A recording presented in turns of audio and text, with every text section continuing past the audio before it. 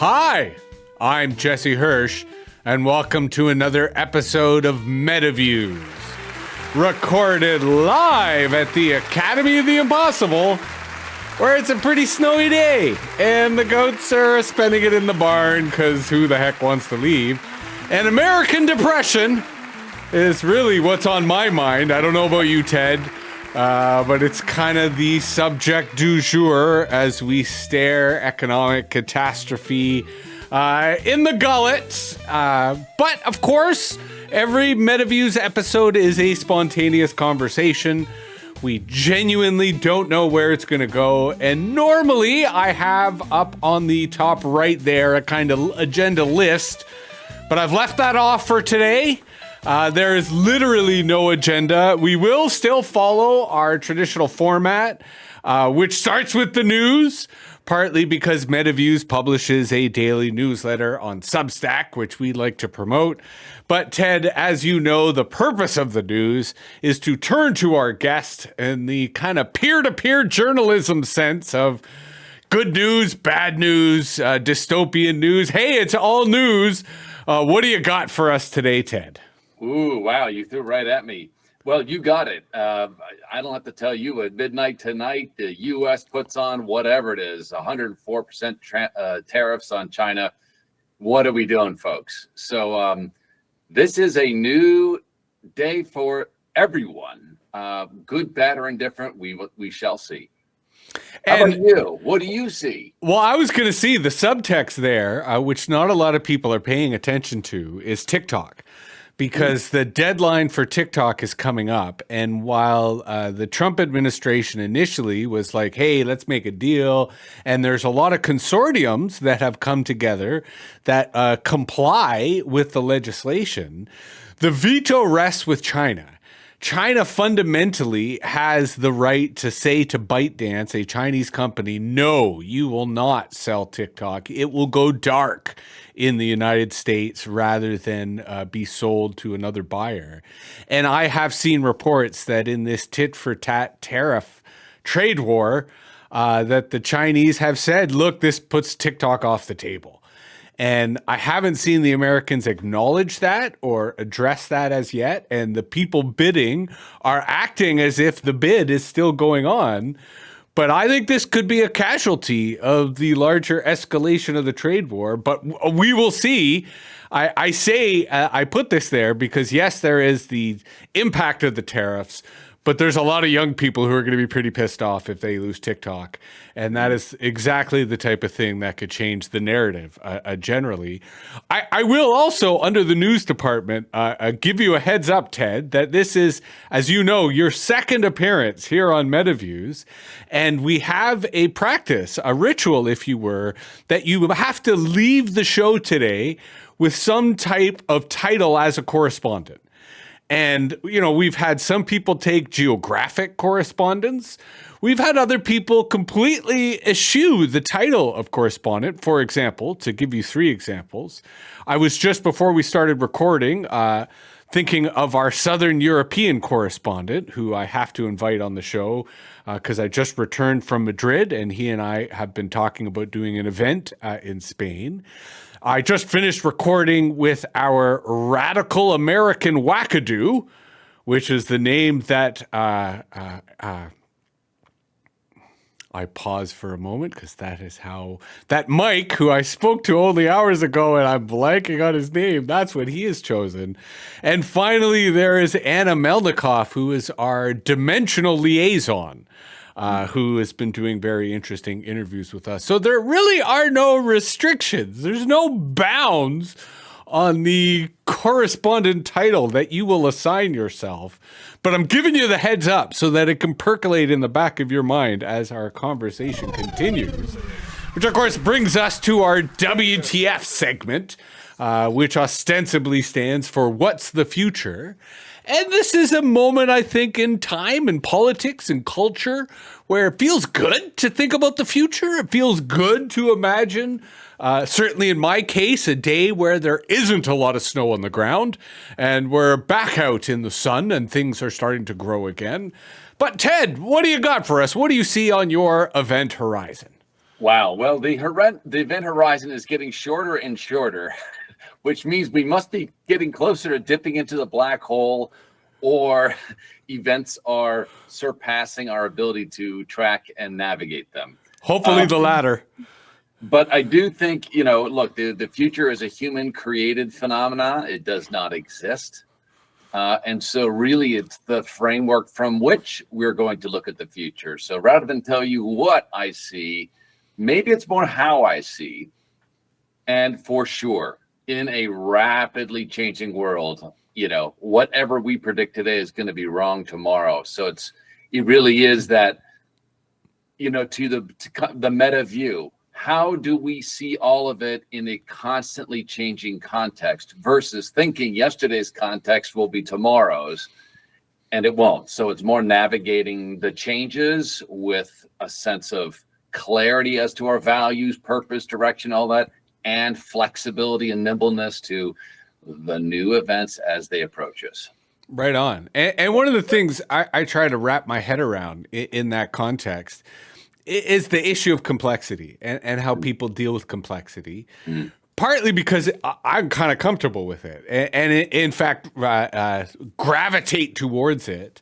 But I find I'm often having to not so much translate, but allow people to open themselves to complexity. And that, when you spoke about methods, that's sort of where I'm wrestling with things on a linguistic level.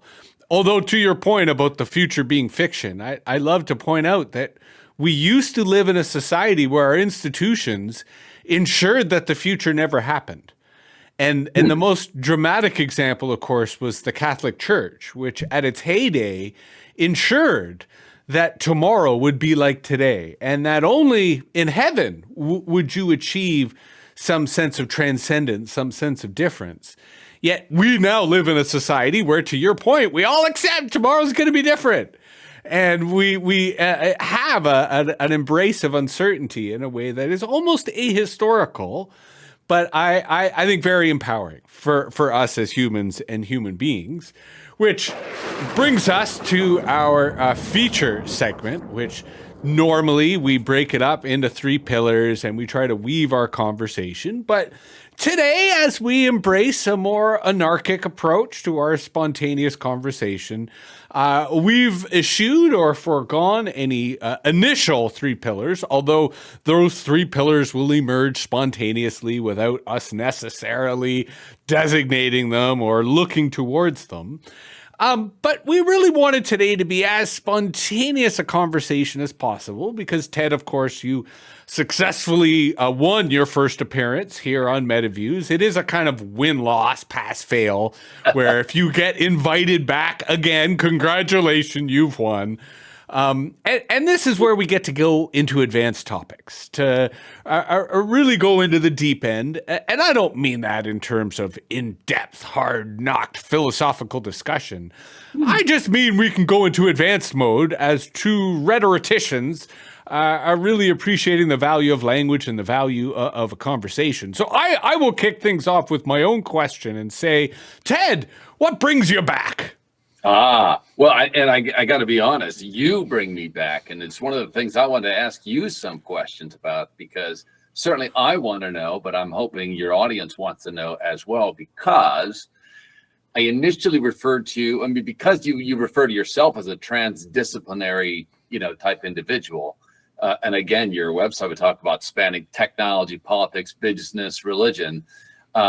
It's polymathic in a way, right? That we look at all these disciplines. My question to you might be twofold. One, what has you be interested in all these disciplines? And B, speaking of meta, what do you see, especially in today's light, as being consistent across them, or perhaps not?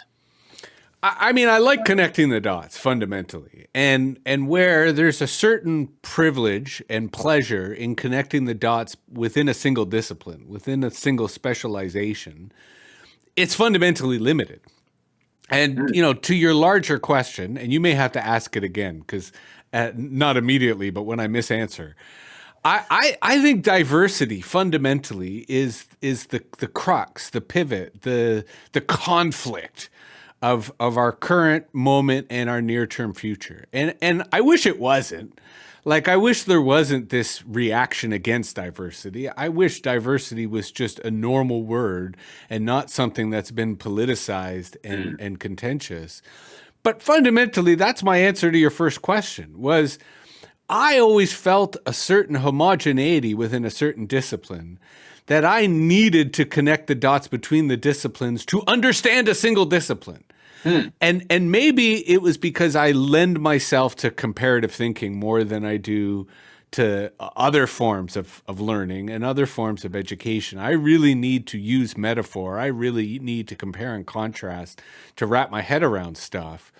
But I really love finding the hidden areas, the blind spots, as it were, even though blind spot's kind of an ableist phrase. And that's where I think intuitively I started to go to different disciplines. I started to connect politics, economics, history, philosophy, but then physics and chemistry and biology. And then when you get into more advanced specializations, really still stitching the dots. And my experience at university as an undergrad was very much dissatisfaction with any single major. And in the end, I ended up doing an independent major in which I called it network studies, but it was basically that. It was trying to find the commonalities between all these different disciplines. And that, I felt, gave me a better education, gives we as people a better sense-making capability of the world we find ourselves in. And that is, on some levels, the essence of MetaViews, that you have to connect the dots. You cannot stay within your comfort zone. You cannot stay within your domain of expertise. You have to be an idiot somewhere. You have to be a novice somewhere. And that's where, to go back to diversity, I think that's why we need to be more humble. We need to be more vulnerable. We need to open ourselves to other perspectives, critical perspectives. And that is, I think, the both the conflict, but also the solution, the remedy to the world that we find ourselves in. But it's easy for me to articulate it after the fact. I think what I have done, quite honestly, is embrace intuition from a very early age and just follow that intuition. So when I'm doing it, it's hard to articulate it. After I'm doing it, that's a whole lot easier. So I'll flip that into a question to throw right back at you. Are you the kind of person to think about methodology? Is methodology something that kind of motivates you as a thinker, as a practitioner, as a student of the world? And I ask that because very few people think that way. Very few people have the literacy to think of methods. I'm curious if that's part of your wheelhouse, for lack of a better phrase. Interesting. Well, I will answer the question with a question. No, I won't answer with a question. But I'm going to say yes, in the sense of, well, let me back up. Back to what I was hearing, what you're saying. I know you use the phrase connect the dots, but I might even intuit, see the common patterns, right? That the dots are not points, but maybe waves, right? Or whatever the right metaphor is. And I think similarly, methodology could be heard as sort of what you were saying, within a narrow thing, this is how you do it. I almost think of it as a rigor of thought, and to question assumption. And if you don't explicitly structure your thinking exactly to what you were saying, we can get caught in our boxes. For instance, one of my tricks will always be, it's either A, B, or C, or something else. In other words, something that we haven't even thought of. If you don't allow for that, you could convince yourself there's a finite choice set. The other one, that from a rigor of not so much process, but my consulting days, we always would talk about the current state as the as is, and the future state, the to be. Okay, but still, how many clients never want to be where they are? We just want to get somewhere else. And to have the rigor to say, I get that.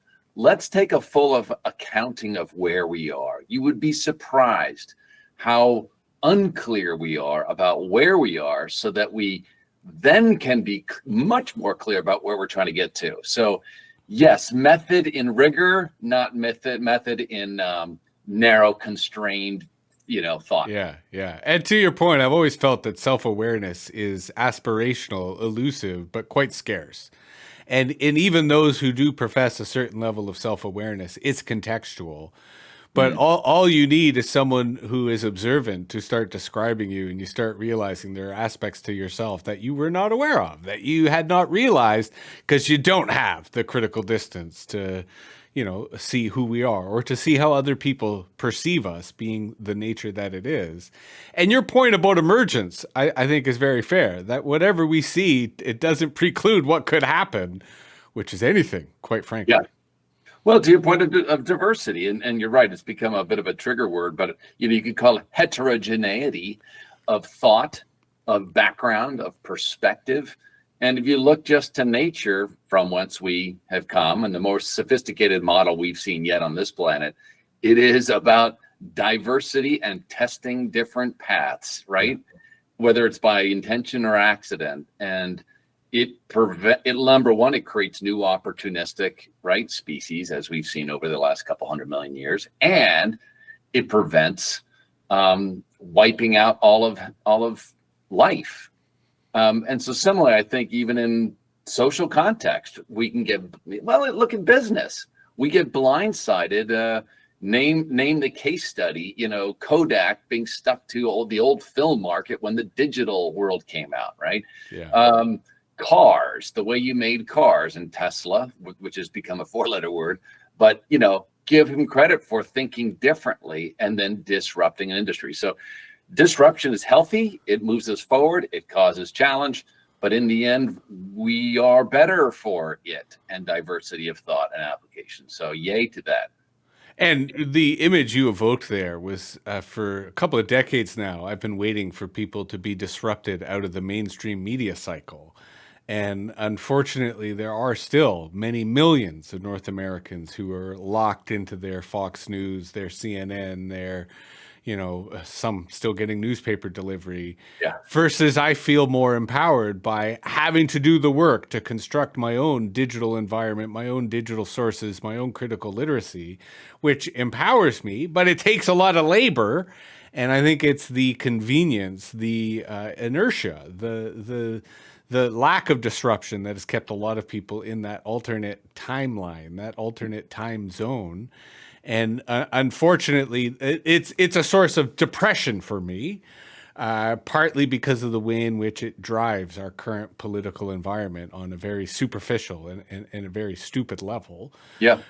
Remind me, where do we find you today in California, Ted? Santa Monica, California, a couple blocks from the ocean. Beautiful day. And how did you find yourself in such a beautiful part of the country? Well, I lived in Japan for 6 years. I ran a company there and lost my hair in the process. And after I left corporate, was running a subsidiary there, and I came back to the States, and I had been in San Francisco. After Tokyo, San Francisco feels like a shrunken sweater that got in the dryer. Yeah. And it was an oh shit moment. And landed here, and of course haven't left, because back to our conversation, one of the things besides the weather is the diversity of thought. The ability to come here and reinvent as who you are and whatever you want to be, and the freedom of people to say, that's great. That is a rich environment to go back to your maybe farming experience. Those are fertile grounds for possibility. So yeah. Although, there's a privilege for me in coming from a city like Toronto, and Toronto is similar to Los Angeles, is similar to New York, is almost similar to Chicago, in that these are cities where reinvention is the constant. Yep. Where at any time, any person can say, I'm going to be a different person tomorrow. And not only do people accept it, they celebrate it, and they want to get behind it. Yep. And that is different from where I currently live. And I recognize, I was explaining this to someone else the other day, that there's a certain privilege in having that urban culture incubate your identity, your sense of self, and then be able to go somewhere that is inherently conservative, where you are still inoculated, you are still surrounded by this rigor of experimentation, this rigor of evolution, of fluidity of identity. And that's where, I come at nature with that, with the yes and rather Yeah. than the either or, Yeah. because there is a more a freedom of expression. And that's part of why I do a podcast. That's part of why I maintain connections with people like yourself who live in places like Santa Monica, because that's my cultural vibe. That's my cultural frequency versus I am making friends here, but it's different and it's a different vibe. And in fact, to be derogatory for a moment, the first thing that my partner and I were shocked by when we moved here was the literal lack of genetic diversity. Uh, That everyone kind of looks the same versus we're used to a global city where genetically every single person is so radically different from everyone else that you have that sensibility. And again, you take it for granted, but it speaks to how large the urban-rural divide really is. Well, Q, and I want to, I would love to get this question in on you in that context. There is the place in which we are, got that. But we're in a digital place right now, and it's a place that you did create, this meta view, right, space. And I love that you have this, like what you almost call an open source intelligence, like OSINT.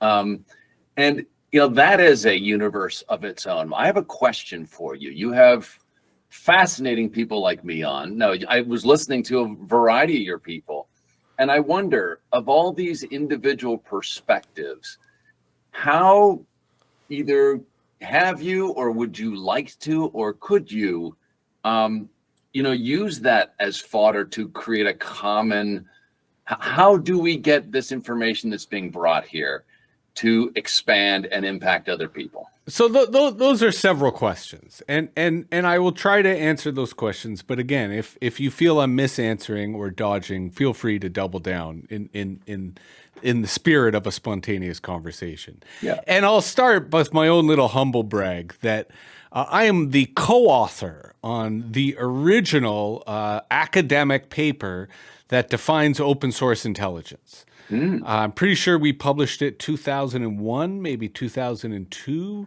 quite a number of citations. So yes, this concept of open source intelligence has always fascinated me, especially on the level of how do we educate society? How do we inform the citizenry? How do we raise all boats, as it were, so that we have the society we want without expecting education to do it, but to do it ourselves as a world. And I have collected a motley crew of fascinating characters over the now 25 years that I've been doing this. Some of whom really hate attention and the public spotlight. So it's tough to get them to play the podcast game. Others we've done over the years salons, both in person and online. And salons are a kind of methodology where you take the spontaneous conversation to the group. And it has produced some fantastic insights, experiences. And the best, to go to your point of scale, for a couple of years, we partnered with this woman who is running the House of Commons. It was called the House of Commons. It was an underground restaurant. She was a chef, and she had connections with the Toronto restaurant industry. So we would do these fantastic meals in which each course you'd have a wine, a plate, and a conversation topic. And all three would be paired perfectly, and it would be this brilliant manifestation of ideas, food, wine, and company and culture. That was the peak kind of MetaView's salon. But it is a little like herding cats. And to go where I've always aspired to a kind of open source intelligence agency, the kind of people who are have been attracted to, have retained, like there's a little bit of individualism to it, right? I come at this more with a collectivist lens. I really want to get everyone together. Like, a line I love to use is there would be no Keith Richards without Mick Jagger. There'd be no Paul McCartney without John Lennon, and vice versa. Nice. Right? Like there's an inherent collaboration in art and in media that I think is integral to this. But also, if I might be so bold, it's almost as if our moment wasn't there yet, and now it is.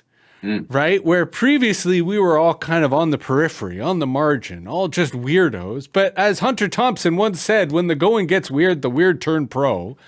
And it does feel like there's an opportunity for this cast of characters to really embody a narrative, a story, a play, an experience, let alone any of the other million things that we could brainstorm.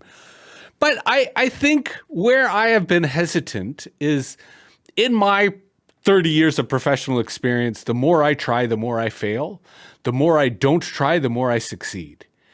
And it's a bit of a paradox. I say that in the sense that I think when I try, I'm way too ambitious and I overestimate the appetite of the audience, versus when I don't try, it's easier for the audience to come to me. And I'd say it's somewhere in the middle. Yeah. And I've yet to be able to find that sweet spot of kind of where it is in the middle. But again, I'm rambling here, so bail me out with a follow-up question. I also want to watch our time because I love that. Just a quick one, of course. Because for the record, when you don't have me throwing back a question at you, that's when you know you've gotten me, and I'm on the heels of my feet. Well, it's on the cusp of our conversation. So, obviously as a coach, I love a distinction. And often the distinction is between being attached to an outcome and simply being committed to it. Yes. And I think what happened is we get attached to us figuring it out versus saying, hey, the ball's going to go over the fence and inviting everyone else into it. But yes. So just a piece there.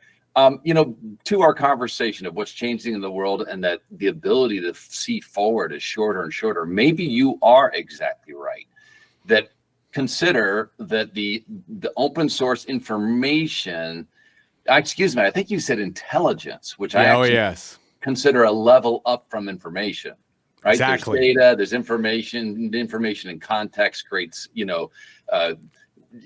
experience or wisdom. Right? We're talking diamonds in the rough. That's always been the goal here, right? Like, crush that carbon as much as you can so that you get the real gems of insight and intelligence. That's the MetaView's goal.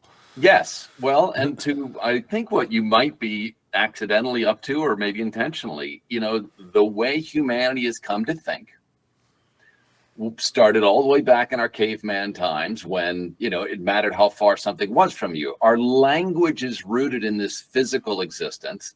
And now we're in this literally right now, non-real experience, right? And our language is not aligned with it, nor is our thinking, because our thinking also thinks in those constructs. So perhaps the quote unquote intelligence is a new model of thought that will allow humans to maybe, move to the next level together and actually create a meta-human sort of consciousness that we're desperately bumping up against a glass ceiling. 100%. And this is where I think you and I share the emergence phenomena, that you kind of walk the walk, you anticipate these things, but it is what you describe is so profound. Who are we to pre-imagine it?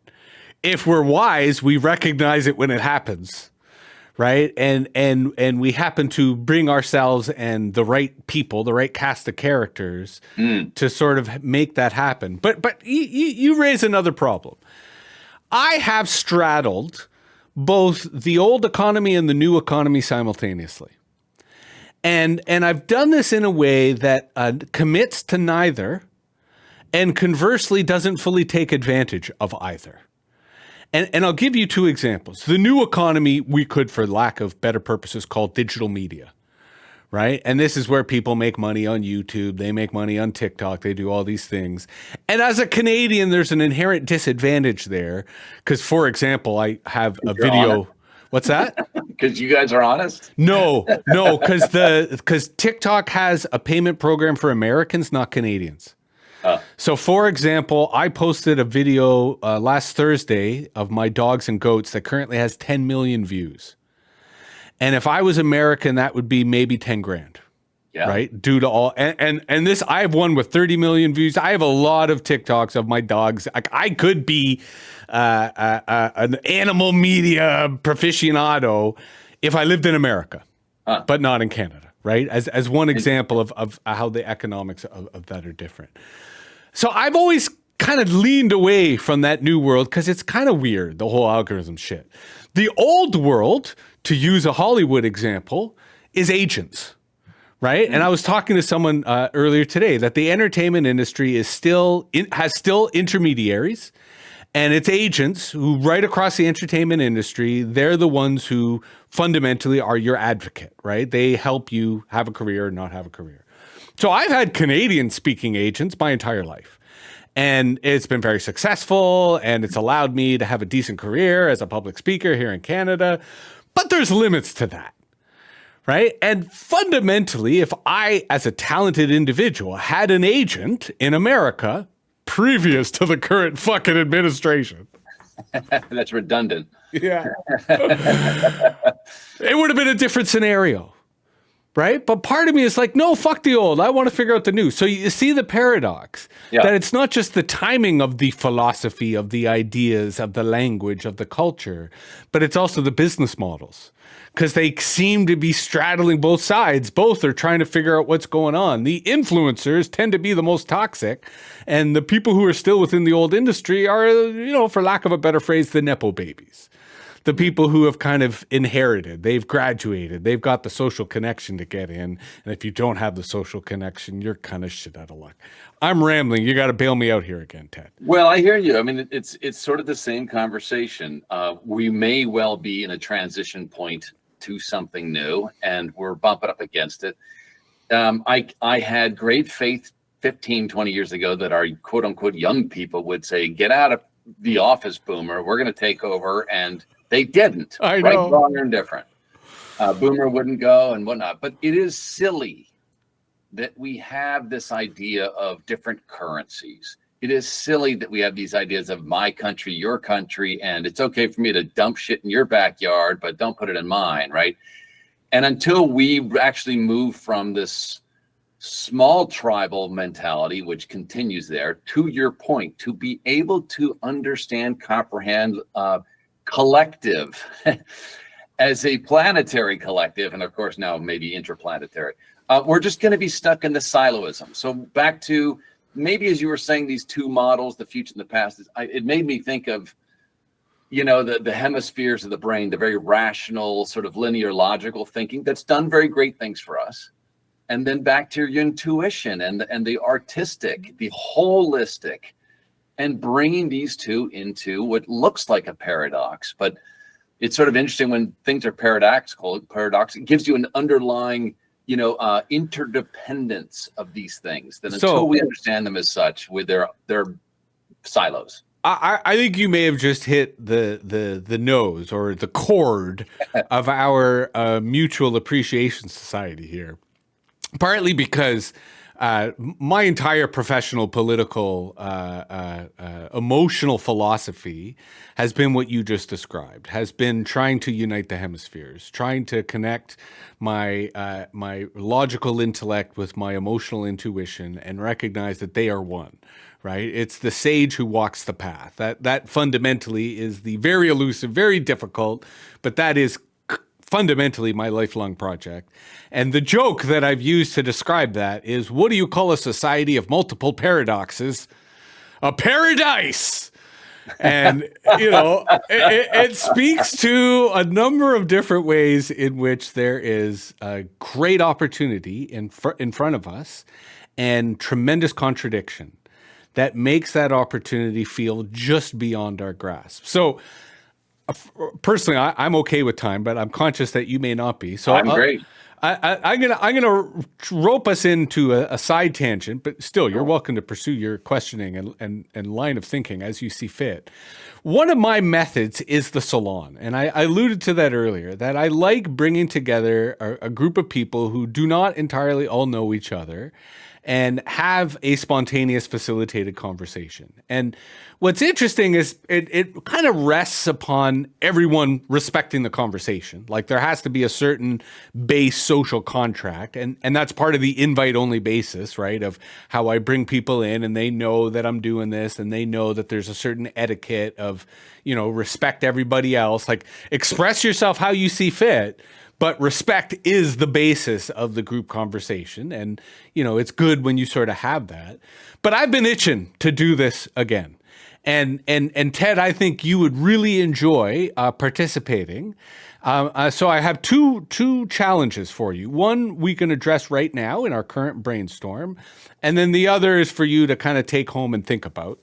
Mm-hmm. The first is I have an itching to do it, but I don't yet have the topic.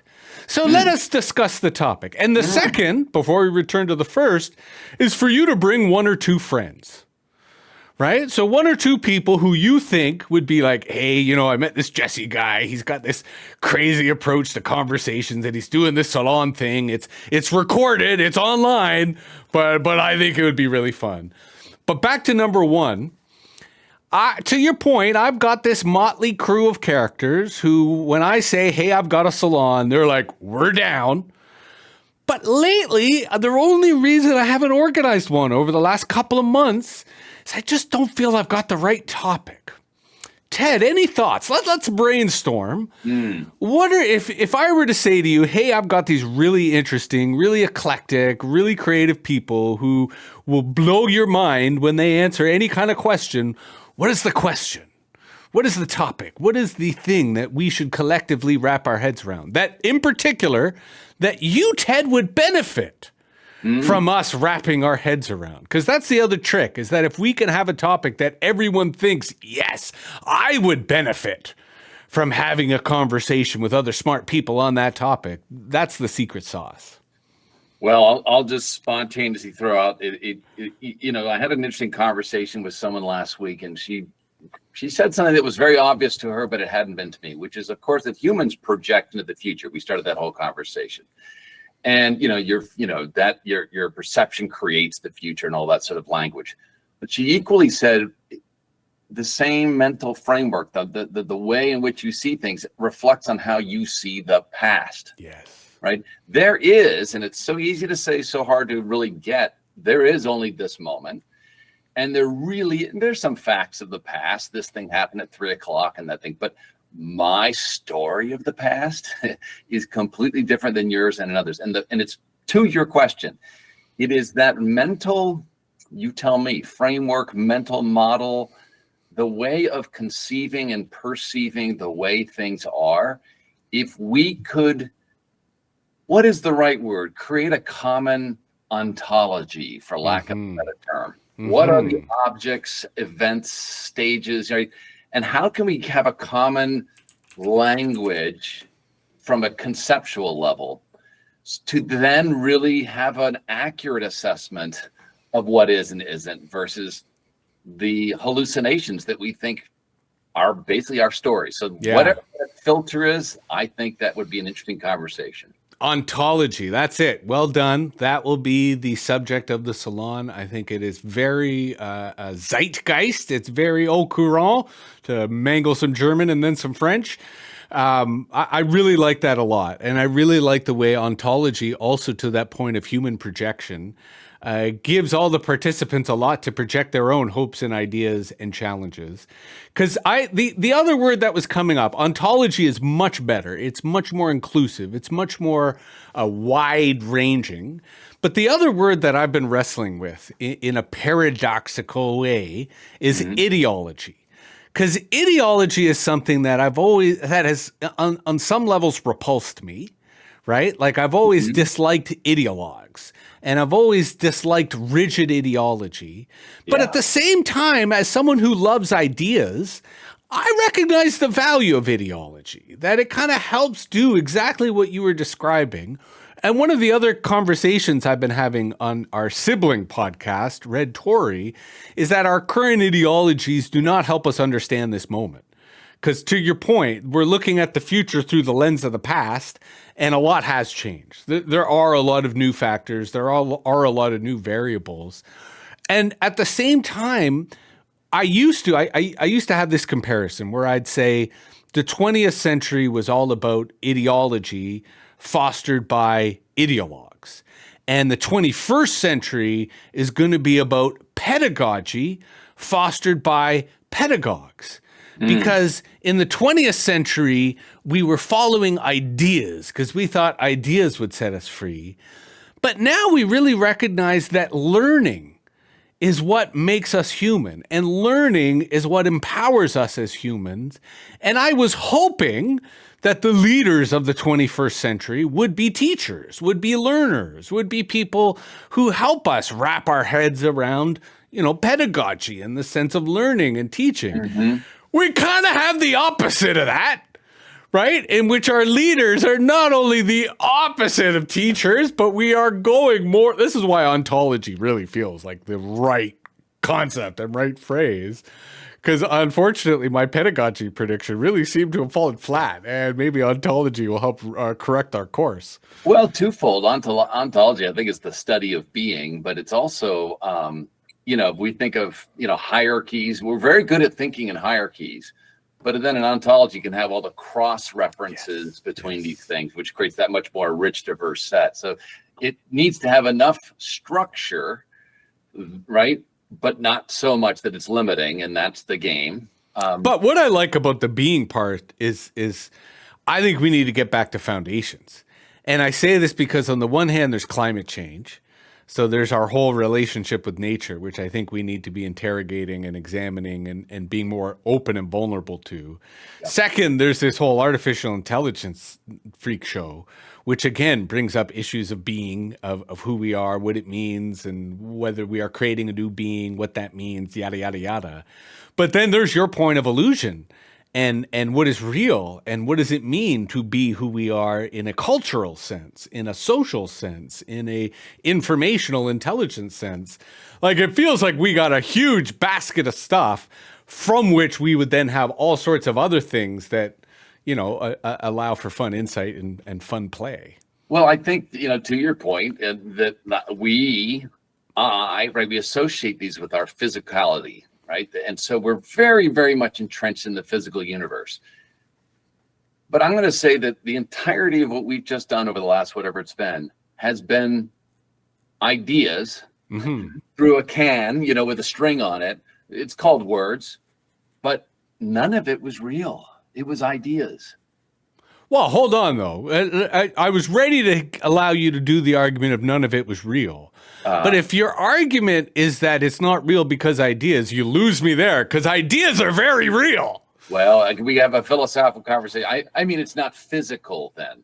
Forgive me, right? But even then, I think ideas are kind of physical. Like, I say this in I'm including the microscopic and the bacterial. And, a powerful idea will change the way in which you are wired. And there is an actual physical imprint of that, let alone what could be happening in your gut. So again, this is where I get off into a little bit of abstraction. I acknowledge. To your point, anyone who says the only way to fix this is by doing right.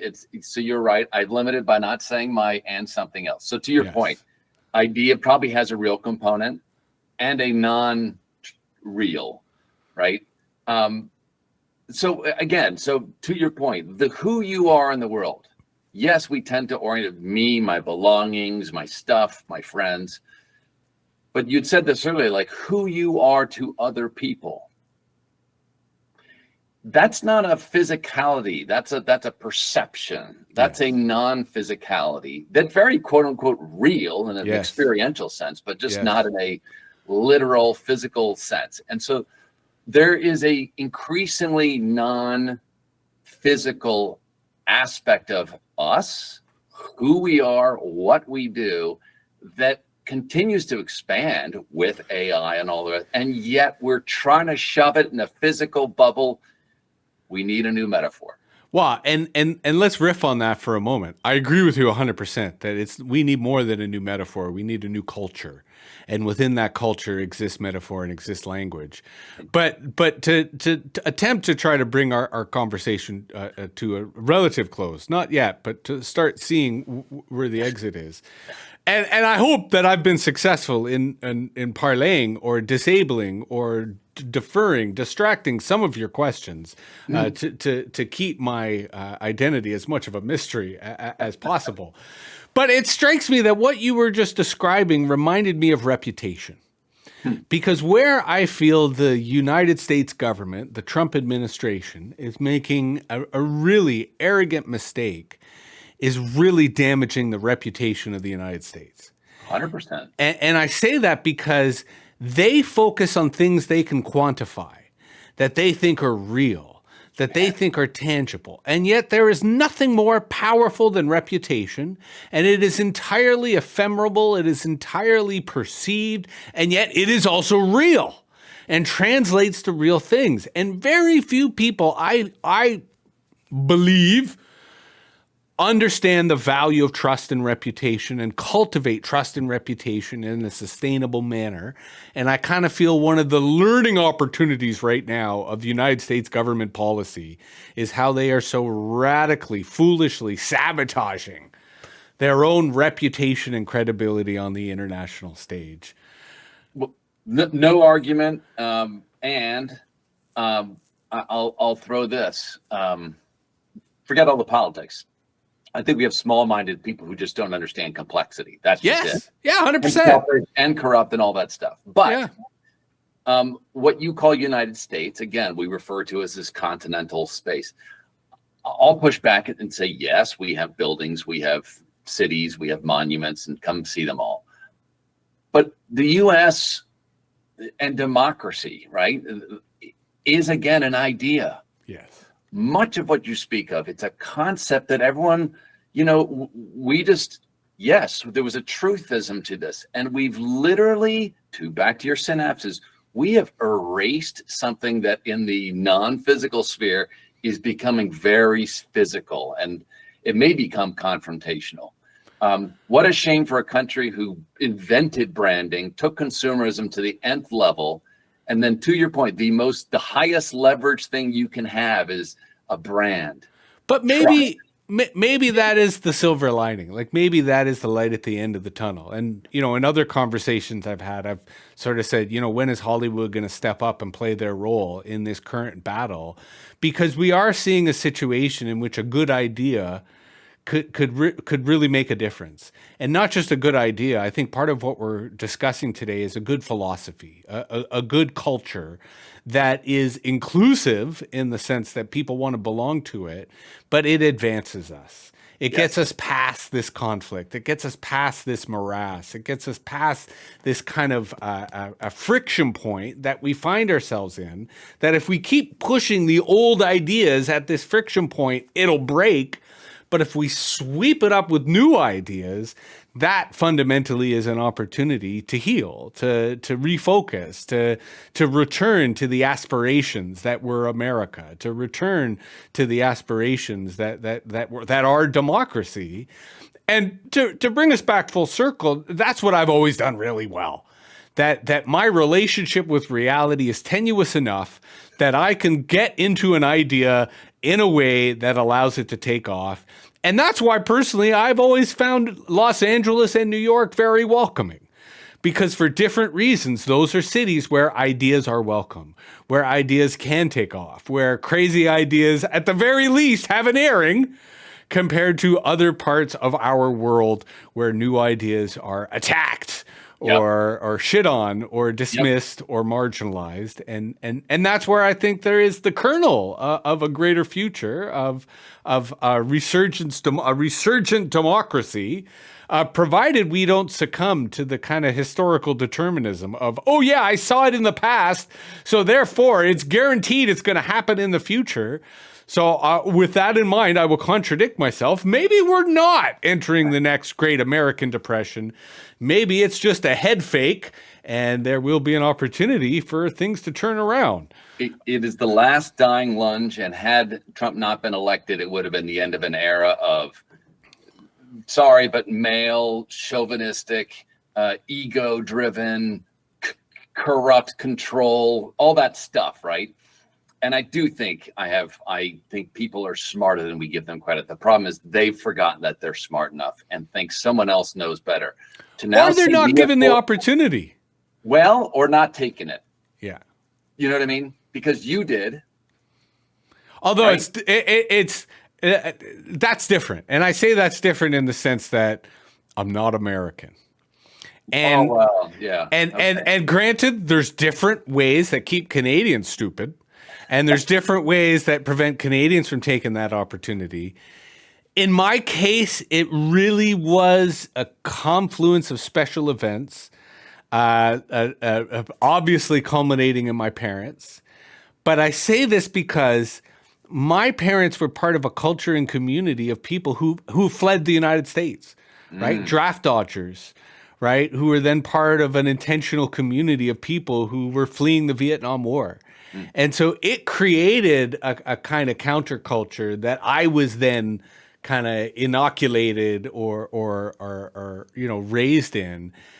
And I think that's where it's important that we celebrate places like LA and New York, and we celebrate places that are not entirely American, but still part of America, because that's where you do have these types of exceptions.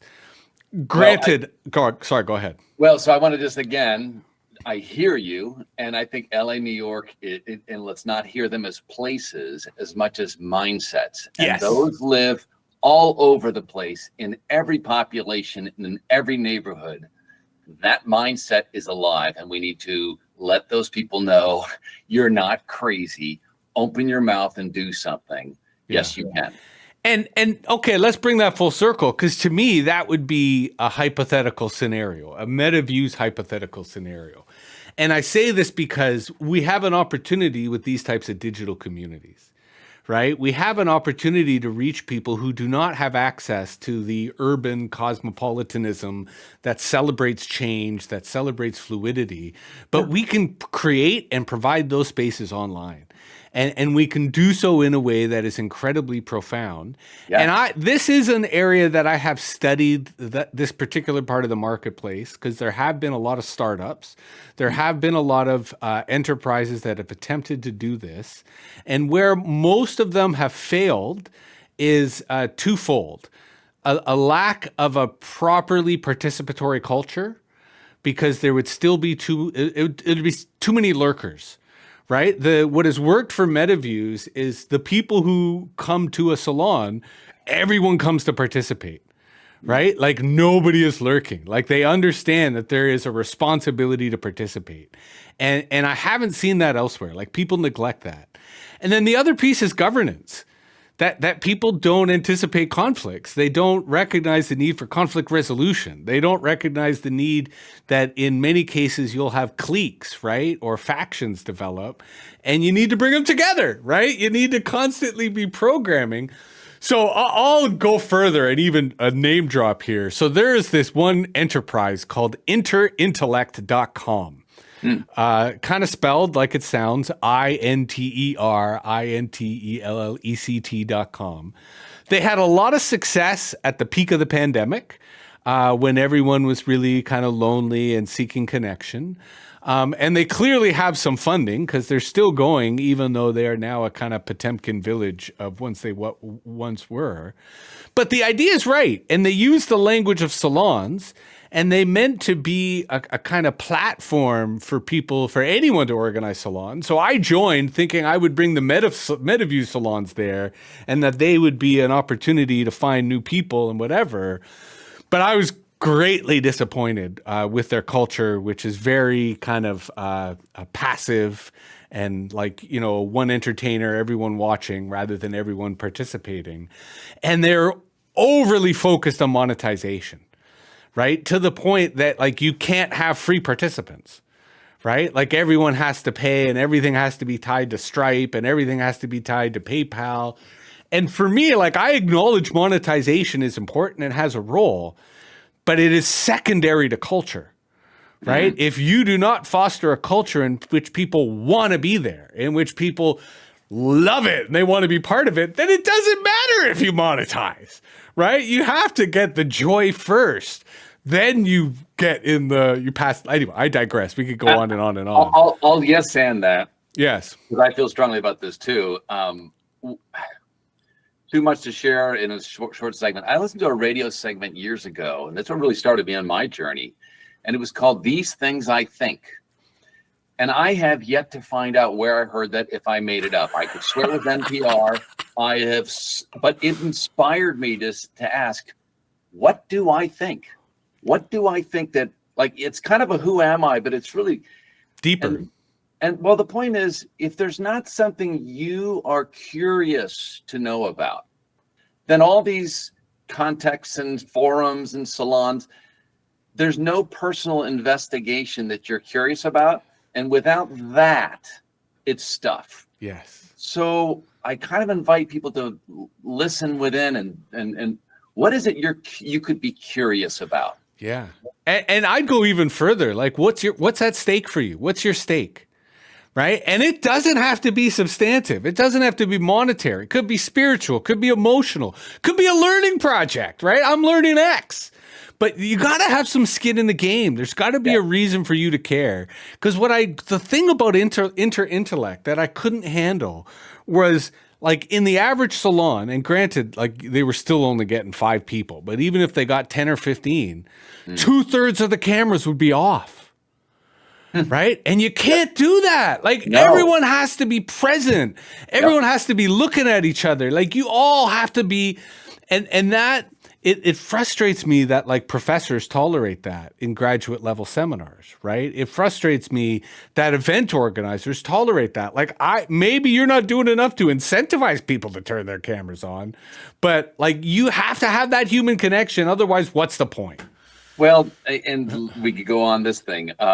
I did a lot of work once upon a time with landmark education, and people have all their thoughts on it. But they had a couple of interesting, what they call distinctions. One, of course, was integrity, and we could talk all about what that means, just fundamentals. But one of those is also, taking responsibility, right, and being accountable for something. Yeah. If it's not your space and you're a participant, shame on you. Yeah. We co-own this conversation.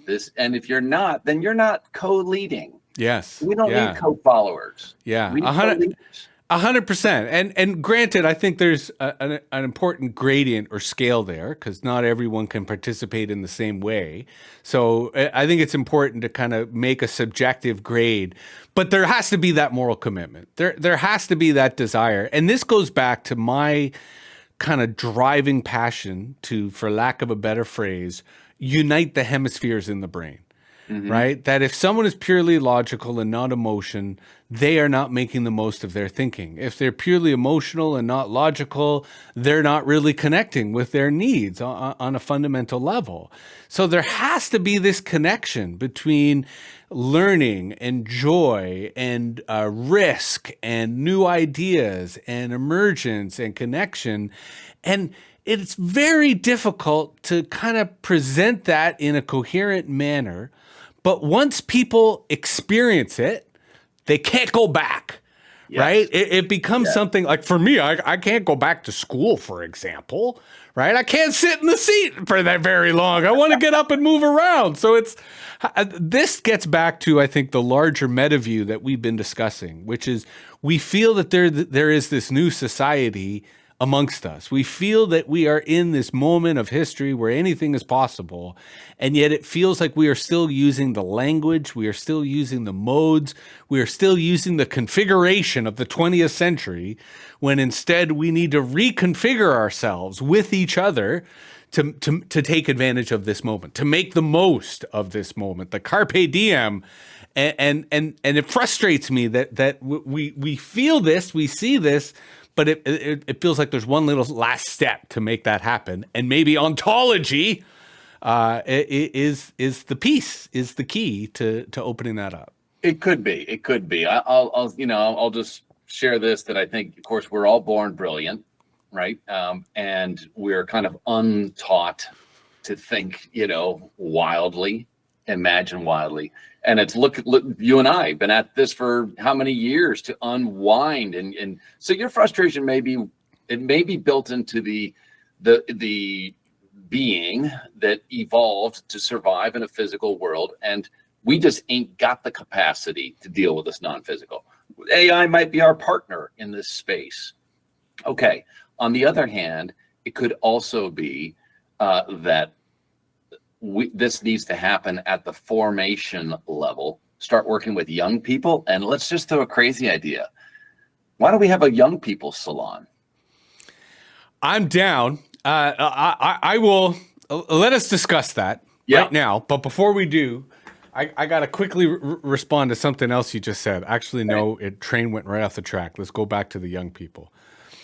It all comes down to their leadership and consent. And I say this in the sense that we have had young people. When I say young people, really, I mean like 21, 2019, participate in our salons. And under the right circumstances, i.e., I think their family or their parents were also involved. It was great.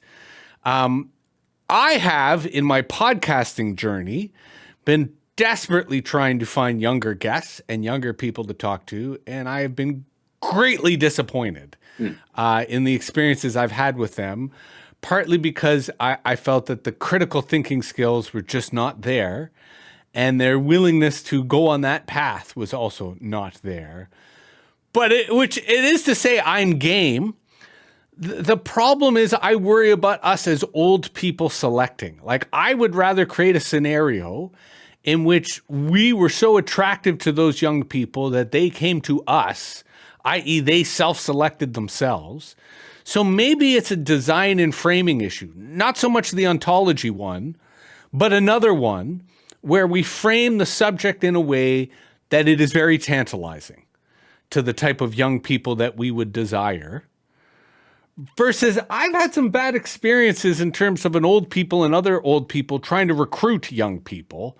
Because there always seems to be a kind of cognitive bias that gets us the wrong or the not randomly sampled young people to be more apt or appropriate there. Well, yeah, and so I totally hear you, and maybe it's not for us to be in that damn room. So, let's talk about the kinds of conversations that 10, 12, 14, 16-year-olds want to be having, and what would be a format that would be cool for them, and, create the space, but have them lead it. You know what I mean? Yes, and then maybe coach the people so that they can develop language around this and have them create something of their own, out of their own, not from us or by us. And I know companies that have attempted to do that in the past, and the ones that were successful became very profitable agencies, because to understand what that particular cohort is thinking, saying, and doing has always been incredibly valuable intelligence.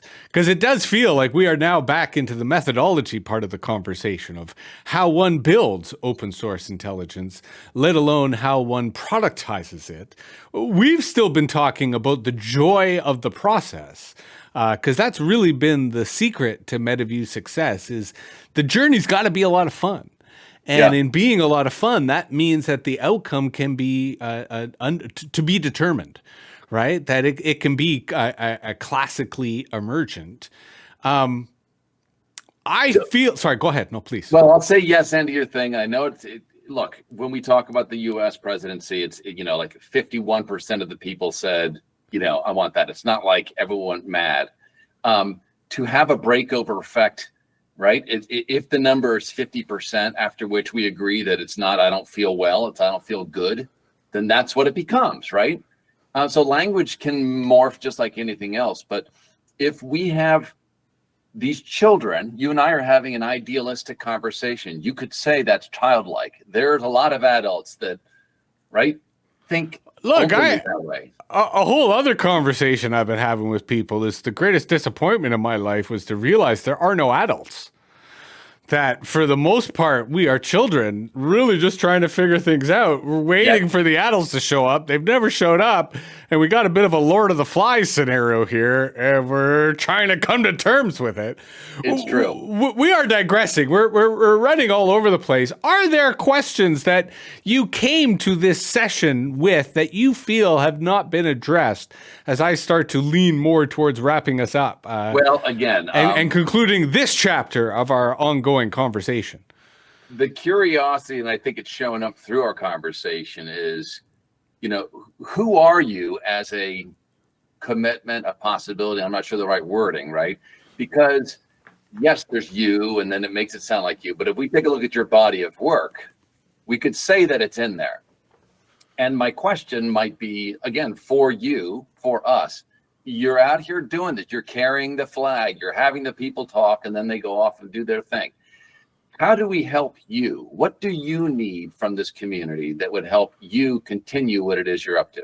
I mean, that's an excellent question. The short answer is a shit ton of money. So if you know Warren Buffett and you want to put a line in his will, we could do a lot with that. But you said something earlier that I want to come back to, and it was getting into how people connect. And I think I've always been an individual on certain levels, and I've had individualist tendencies, but I am also a little alarmed by the narcissism in our society. And I suppose what I desire is frameworks for people to work together, frameworks for people to connect, frameworks for people to recognize that as human beings, we've evolved to live with each other, right? To be social, to cooperate, to collaborate. And I feel that we've lost that, to go to our theme on a linguistic level. So part of what I've tried to do is create environments for that to happen in new ways, in emergent ways. Part of what I would desire, to go back to the podcast idea, is to cultivate a cast of characters like yourself that are geographically distributed, right? So that no matter whether it's climate change, whether it's bad policies, whether it's hunger, that we've all got each other's back, that we can all connect with each other. I mean, that's really abstract, but that's the answer to the question. That's kind of what I want to do with MetaViews. And I suppose on a basic level, it's I say, hey, I'm going to do a salon, and all you motherfuckers show up and have a great conversation and connect with each other and go, yeah, this is pretty cool. I like all this MetaViews thing. It's really connecting the dots biologically in terms of actual human beings who, granted, are connecting digitally, but are nonetheless learning of each other and becoming stronger as a group. So to summarize, I love the idea that the sum is greater, the whole, what is it? The whole is greater than the sum? Some of the parts, yeah. Yes, that thing. That's what I want to achieve. That would be the ideal. If I had a infinite budget to do so, great. But even with no money, that is the focus. Well, you may have answered it, and perhaps that's what we do. Look, I appreciate you having me on this thing, but this message won't get out if your message isn't getting, you know what I mean? Right. So yeah. But that's the mutual aid part. As being an entrepreneur yourself, and assuming there's others that feel it's important to get these conversations out there, this may be a new TED Talk stage where you are facilitating thought leadership, right? And that keyword leadership. It's one thing to say, these things I think, but there's a, what do we do with this? Yeah. We're not necessarily creating burden, but if we have leaders, which we do, you have a reach. Yes. There are other people who have a reach. There are people who have tremendous reach. Yes. That we can impact half the planet with not a big lot of people. So, sure. And let's just focus on America right now. Oh, that's a big enough task. Again, nothing like a wake-up call. I think this certainly will wake people out of a slumber. And I don't know that we have the answers. I think we all have the answers inside. I'm bullish on people, and you have to be. I think people are more smart than they give themselves credit. And if it's sort of like your parents believing in you, we have to hold people to a higher level than they hold themselves. And to your point, I think we have a moral commitment to do the opposite of dumbing down. Yeah. That we need to be communicating with ourselves and other people, not only on the assumption that they're smart, but on the assumption that we are underestimating their intelligence. And that, I think, will foster greater confidence in one's own intellect across the land, across the hemisphere, as it were. Yeah, I think people, and to your point of young people, I'm not sure I had these ideas or the confidence in them to express them at a younger age. That might come with age and then not caring what people think. Okay, great. So let's use the wisdom of the elders. There's a wonderful, if I'm going to give you a shout out, there's an organization called Modern Elder Academy. and Chip Conley, who wrote, you're not done when you're 55 or 60 Yeah. or 65, Yeah, number yeah. one. And number two, there's a whole younger generation that can teach you and you can teach them. And there's a wonderful thing happening there. Yeah, I really love the work he's doing there, in part because I think our concept of aging is obsolete, and that we need to completely reimagine what aging means and what it is. And we did do a few salons actually on that subject. And one of the key takeaways that I remember is we have all these categories for demographics until you get to 65 plus. And yet everyone in the 65 plus is far more diverse in terms of all aspects of their ideas, their perspectives, all of that. So it's, again, lots of subjects in areas to mine that are really beneficial once you start sharing that with society as a whole.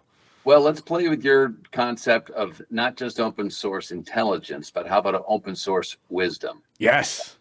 And maybe 100%. the age group is there's a whole bunch of people that don't have anything to do with their time, have been, expunged from society, and they may be the vestiges of morality, ethics, civility, the arts, everything that we don't teach anymore because it doesn't pay.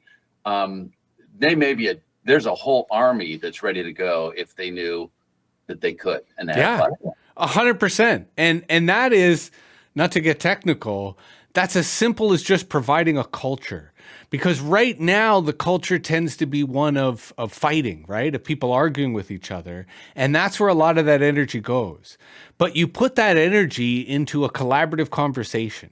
You put that energy into, a kind of shared ritual, for lack of a better word, in which you're all coming together to talk about something, to dissect something, to enjoy each other's company. I mean, that's where we really start to deal with the pandemic of loneliness that is gripping our society and has tremendous potential. So this is where I think that you were onto something with the ontology piece, because all of these are elements of being. Right? What does it mean to be being, to be aging as a being? What does it mean to be evolving as a being? What does it mean when we now recognize that identity is not static, that we're constantly changing as we live, as we learn, as we grow, right? These are all topics that are not being discussed in mainstream society, but are in demand to mainstream society. So a much potential there. Yeah, so I'm with you, and I want to do one more shout out. Number one, the idea of being, we sort of use that as a phrase for entities like humans, and that's true. But there's a beingness, being as a verb, right? There's a whole, again, non-physical part of being that's very real. The reason I had the word ontology, not because I read a lot, is because I'm familiar with someone closely who has been working on a software capability for 20, 30 years that works on open source information. Know anyone that might have a thought about that? It's a computerized system that is an ontology-based metaphor that I think that it's called Mito Systems, M-I-T-O Systems, and he's brilliant. And it's threaded architectures, but it inverts the data, scheme, so that the data drives the execution, not some program. And it may not be a bad metaphor, nor not a bad tool to enable and empower a new way of expressing, communicating, sharing, analyzing information, especially in the open source realm. Right on. And while I assume very much that I'm going to start that sentence again. Agreed, but I do tend to have a little bit of a reaction to software in general. Although that's probably a prejudice on my part, because I think you were right earlier when you said AI may play a role in helping to facilitate this transition. And that software you were describing is, in essence, an iteration of that. Any final words, Ted, before we conclude this session? We are coming to the point where you need to come up with a title for yourself, a way to describe your role within the cast of characters here on this digital stage that we call MetaViews. As we were playing with, I had interstellar cave dweller, but I kind of like quantum cave dweller. Quantum cave dwellers. I'm working to live and be in quantum, and I realize how limited my mind still is to truly play in that realm. Right on. The quantum cave dweller, it's a mouthful. can't I'm say going it to say it either. again. The quantum cave dweller, whose primary purpose is to help us bend our minds, but whose secondary purpose is to help us with enunciation. Because the quantum cave dweller is a mouthful that we will say many times until we get it right. Now, Ted, I want to ask you for two things beyond the things I've already asked you. One, to book your next appointment here on MetaViews in the calendar. And then to send me some possible dates and times, no guarantees, for the salon. I have already, before even us having this conversation, I've done the same with some other people. I didn't have a topic with them. We now have a topic, but I am starting to poll people as to convenient days and times so that we can have as much overlap. So if you could email me some days and time, in addition to booking your next appearance on MetaViews, we can get this salon on Ontology rocking and rolling. Any final words? No, but I have. He's brilliant beyond you and I. And okay, but here's my caveat. Yeah. And this is, you're on the fence here. Because on the one hand, yes, I did ask you to invite people. So you have that privilege. Yeah. But here's the caveat. You have to make sure that all participants recognize that they are not the star. oh yes, That they are just one of many person. They should participate as much as everybody else. So, because I can guarantee you that if our good friend Laura, who is our Northern European correspondent, that if she's able to make it, she also probably has software that provides a similar function. So we want to make sure, yes, I would love to have him or they participate, but you as our ambassador have to manage expectations. This is very much a collective enterprise, and that everyone wants to participate equally. If that's good, then I trust your judgment. I'm with you. And no selling. He's a nerd like us, and the only reason he's come up with the software thing is because he's a philosopher and sees things completely different. He just happens to do software, but it's not about that. It's about the philosophy of how we think, do, and be, and it's an uphill battle against the entrenched. And so he's one of us in terms of fighting the good fight. Right on. And I like the direction we've taken. Thank you, our dear quantum cave dweller.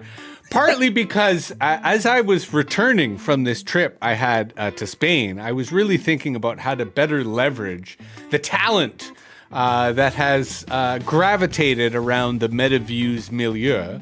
And I think you've really helped me crystallize some of that thinking today. So thank you very much, Ted.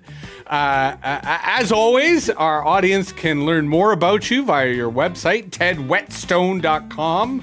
Anywhere else on which they can connect and learn more? No, that's good. That's great. Again, thanks for coming back. We hope to have you again soon. MetaViews is available on all the audio podcast platforms. We're on TikTok if you want to see my goats and dogs have a lot of fun. It seems to be a real joy for people in the world. And of course, we're on YouTube and Substack and all these other platforms. But maybe we will have to revisit the idea of where these salons should be if they are to reach a larger audience, because I think these social media platforms are inherently limited. But with that said, thanks for coming. We'll see everyone soon. Stay fresh, stay cool, stay dry, and stay Canadian, I hope, for most of you. And if you're American, stay the heck out of Canada. Okay, thanks everybody. We'll talk to you soon.